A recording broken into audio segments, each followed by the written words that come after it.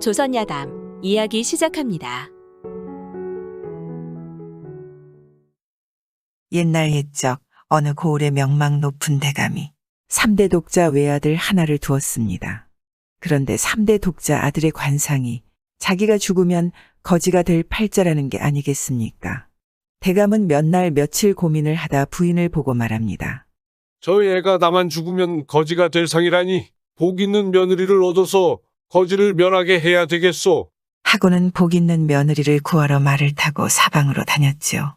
그러던 어느 날 어느 마을에 이르러 쉬게 되었는데 우물에서 물을 길어 머리에 이고 가는 처녀의 관상을 보니 아주 복덩어리였습니다. 그 처녀의 뒤를 따라가 보니 백정의 집이었지요.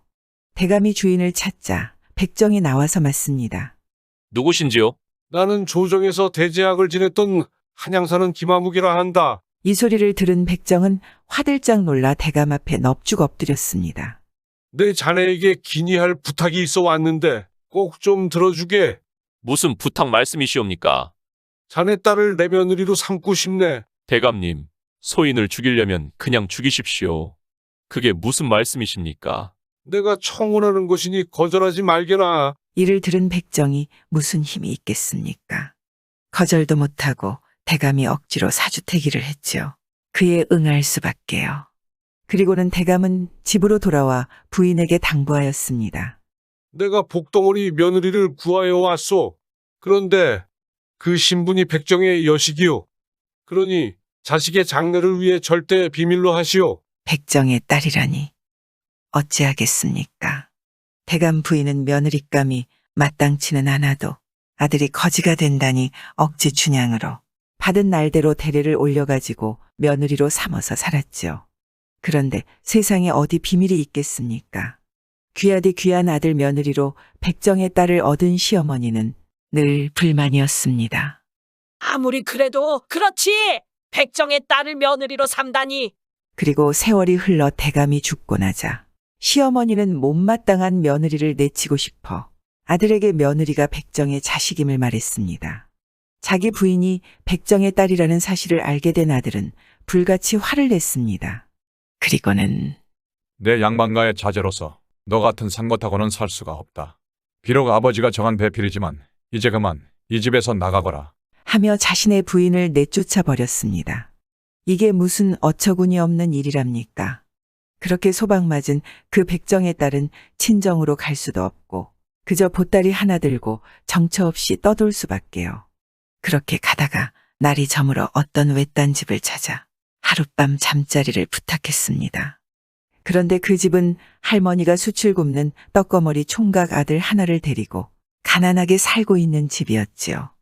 오밤중에 웬 안하기 잠을 청하니 거절할 수도 없고 참 난감합니다. 결국 셋이서 한 방에서 자는 수밖에 없었죠. 아들이 하는 수 없다는 듯이 말했습니다. 제가 저 산 너머 동무집에 가서 자고 오겠습니다. 하고 나가자 그 여인이 손살에 치며 말립니다. 아닙니다. 객이 주인을 쫓다니요. 그냥 함께 주무시지요. 결국 그 말에 한 방에서 자게 되었는데 서로 잠이 오질 않아 이야기하다 신세한탄하다 여인이 말합니다. 나는 갈 데가 없는 사람인데 보아하니 아직 혼이 나지 않고 사는 것 같으시오. 나랑 같이 사시는 건 어떻습니까? 이 말을 들은 할머니와 아들은 가당치 않다는 듯 손사래를 칩니다. 무슨 말씀이요? 댁 같은 귀부인이 여기서 살다니 말도 안 됩니다. 그래도 자꾸 청하자 결국 승낙을 합니다. 그날 밤으로 냉수 한 그릇 떠놓고 행례를 치르고 같이 살게 되었죠. 그 이튿날 아침에 밥을 하러 부엌에 나갔습니다. 없이 사는 집 부엌이라 들어가 봐야 뭐가 있겠습니까? 밥을 안 치고는 더러운 부뚜막을 닦고 또 닦았습니다. 세월이 흘러 이 부부는 아이를 셋이나 낳았지요. 부부는 서로 도와가며 열심히 살았습니다. 부엌 살림도 늘어만 갔습니다. 그리고 또 매일 같이 부뚜막을 닦고 또 닦았죠. 그런데 이게 웬일입니까? 얼마나 닦아댔는지 이맛돌에 그을음이 벗겨지면서 노란 빛이 새어나오는 게 아니겠습니까? 그 부뚜막 이맛돌이 황금 덩어리였던 것이죠. 놀란 부인은 아침을 먹고 숯을 구우러 가는 남편에게 말합니다. 오늘부터는 숯을 굽지 말고 나으라는 대로만 하시지요. 저 부뚜막 이맛돌을 빼내고 다른 것을 갖다 놓으셨으면 합니다. 왜 그걸 빼라는 거요?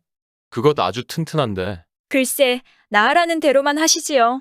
남편은 참 이해할 수 없었지만 어쩔 수 없이 다른 돌을 가져와 그걸 빼고 대신 끼워 놓았습니다. 그러자 또 부인이 말합니다. 오늘부터 마당에 돌을 저다가 탑을 쌓으시오. 남편은 매일 돌을 저다 탑을 둥그렇게 쌓아놓고 그 위에 부뚜막에서 뺀 이맛돌을 얹어 놓았지요. 아랫동네 큰 부잣집 머슴이 이를 보고 부자에게 고해 바칩니다. 그 말을 들은 큰 부자가 머슴을 따라와 보니 그 집 마당에 쌓아놓은 돌탑 꼭대기에 황금 덩어리가 있는 게 아니겠습니까? 그것을 본 부자 영감은 생각했습니다. 분명 저 무지렁이 산 것들이 저 돌탑 위에 있는 것이 무엇인지도 모르고 저 위에 올려놓은 것이 틀림없어 하고 말이지요. 그리곤 꾀를 내어 그 집에 들어서서는 당당하게 아니 뻔뻔하게 말합니다. 저 탑하고 우리 집 보물하고 바꾸자. 이 말을 들은 부인도 뻔뻔하게 받아칩니다. 좋소이다. 그럼 귀댁 보물부터 주시지요. 그러자꾸나. 그리곤 남편을 시켜 부잣집에서 보물을 가져오라며 당부합니다. 보물 가지러 가거든 맨 위에 있는 것을 주는지 잘 보고 오시오. 알겠소이다. 걱정 마시오. 그렇게 가서 보니 이게 무슨 일입니까? 부자 영감은 맨 위에 있는 보물은 쏙 빼놓고 나머지만 주었습니다. 그러자 남편이 집으로 돌아와 일러 바치자 부인이 말합니다. 우리도 맨 위에 있는 것은 내려놓고 주시오. 하고는 부잣집 머슴에게 돌탑의 돌만 들려보냈습니다. 이걸 본 부자 영감이 얼마나 화가 치밀었는지 한달음에 달려왔습니다. 여보우, 저 위에 있는 걸 왜 안 주는 거요? 영감님도 맨 위에 있는 걸 안 주니 우리도 못 줍니다. 허참 부자는 보물만 빼앗기고 금덩어리를 못 가져가게 되었습니다. 부부는 부잣집에서 가져온 보물과 금덩어리를 팔아 큰 부자가 되어 아들 삼형제와 잘 살게 되었습니다. 그런데 하루는 남편에게 부탁합니다. 여보, 우리가 이제 만석군이 되어 잘 살게 되었으니 거지잔치 한번 합시다. 남편은 거절할 리 없었습니다. 부인 덕에 이리 큰 재산을 모았으니까요. 그리 합시다. 부인 뜻대로 하시지요. 그리고는 한 달간 거지잔치를 한다고 온 동네에 방을 붙였습니다. 그날부터 거지들이 모여들어 대접을 하는데 부인은 혹시 대감 아들인 전 남편이 오나 하고 유심히 살폈습니다. 그런데 아니나 다를까 거지잔치 마지막 날 전 남편이 거지 중에도 상거지가 되어 왔습니다. 그 모습을 본 부인이 하인에게 말했습니다. 저 거지를 목욕시키고 새 옷을 입혀서 객실에 모시고 주안상을 떡 벌어지게 차려 대접하거라. 하인이 이 말을 듣고 어리둥절하면서도 시키는 대로 목욕시키고 객실에 주안상을 차려놓고 대접하였습니다. 그리고 부인이 객실에 들어서 말합니다. 나를 알아보시겠습니까? 그제야 자기 본부인을 알아본 전 남편은 고개를 숙이고 아무 말도 못하고 앉았습니다.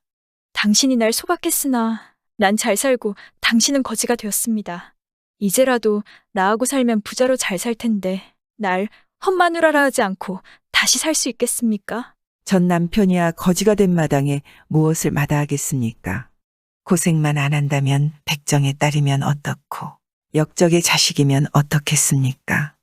염치가 없습니다. 그러나 어떻게 그걸 바라겠습니까? 참으로 딱합니다. 간신히 모기소리처럼 대답하는 꼬락서니입니다. 그리고 부인은 지금의 남편을 불렀습니다.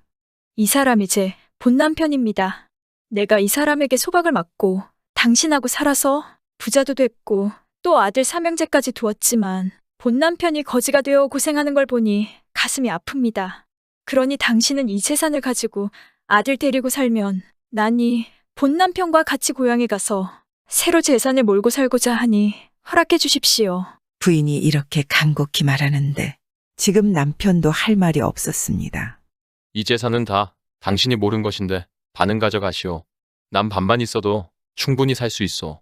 고맙습니다. 그 재산 반을 가지고 고향에 와서 본 남편하고 집도 옛날보다 크게 장만하고 재산도 더 늘리고 또 아들 삼형제 나서 잘 기르면서 행복하게 살았다 합니다.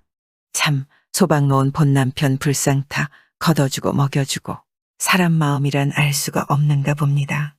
그것이 정이었을까요? 연민이었을까요? 하기사 10길 물속은 알아도 한길 사람 속은 모른다죠.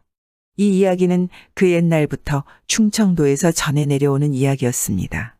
구독과 좋아요와 함께 오늘도 좋은 날 되세요.